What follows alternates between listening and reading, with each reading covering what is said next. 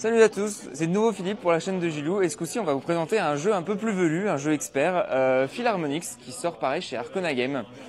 Le concept de Philharmonix est simple, vous êtes un éminent chef d'orchestre, vous avez parfaitement réussi sur Terre, tout le monde vous connaît et vous êtes dit du coup on va s'attaquer aux étoiles, donc le jeu est effectivement de la musique dans les étoiles. Pour partir dans les étoiles, vous avez besoin d'un vaisseau spatial. Voici votre plateau joueur. Donc chaque joueur a son vaisseau spatial. Et vous avez un petit standees pour venir recruter vos musiciens. Donc pareil, chacun va composer son orchestre. Donc chacun a sa petite scène. Comment on va jouer? Eh bien en vérité, on va venir chercher une action parmi les billes bleues qui sont présentes ici. Cette action, elle va nous coûter des points d'action. Et en fonction de la valeur de l'action qui peut évoluer au cours du jeu, on va faire ce qui a marqué sur le côté. Donc là, techniquement, dépenser de l'argent pour recruter 2 musiciens. Ces musiciens, je vais venir les trouver soit dans le marché, soit éventuellement dans une zone de la galaxie où il va y avoir des musiciens disponibles. Et je vais venir les mettre sur ma scène. Deuxième chose possible, ça va être de faire évoluer vos musiciens, puisqu'il y en a qui ont 1 étoile, 2 étoiles ou 3 étoiles. On a besoin de musiciens plus ou moins performants pour les concerts. On va également, ces musiciens, leur faire jouer des partitions. Donc, il y a un petit marché de symphonies. On va aller récupérer ces tuiles symphoniques qu'on va mettre sur notre plateau personnel afin de pouvoir présenter notre concert. Quatrième action que vous pouvez faire, c'est venir chercher des sponsors. Donc vous avez des petits bonus immédiats et on va partir de l'autre côté du plateau pour aller chercher un sponsor qui va nous rapporter des points de victoire, des musiciens, des symphonies, des technologies, des choses comme ça. L'idée, c'est qu'à terme, qu'est-ce qu'on veut faire? C'est des spectacles. Donc, comment on fait un spectacle?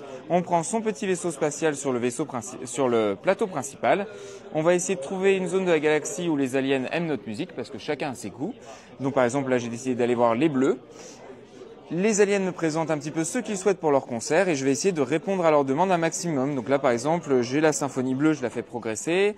Je vérifie si j'ai bien un gars qui fait du tuba, un gars qui fait de la trompette et de la harpe, avec le nombre d'étoiles qui doit être identique.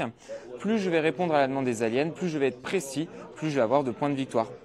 C'est un gros jeu de moteur, c'est-à-dire qu'au début, vous allez faire première manche, 7 minutes, 2 actions, vous demandez un peu pourquoi vous êtes ici.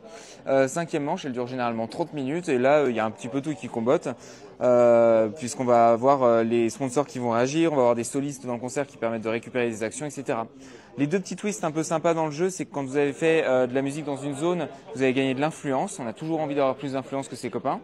Vous allez pouvoir dire voilà, j'ai fait de la musique sur cette planète, donc la planète elle sera plus disponible pour vos adversaires.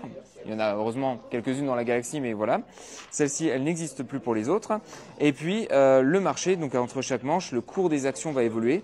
Si vous avez besoin que d'un seul musicien, vous allez attendre que le cours de l'action soit bas pour en acheter un seul et pas vous brûler vos points d'action, ce qui vous évitera de passer la manche.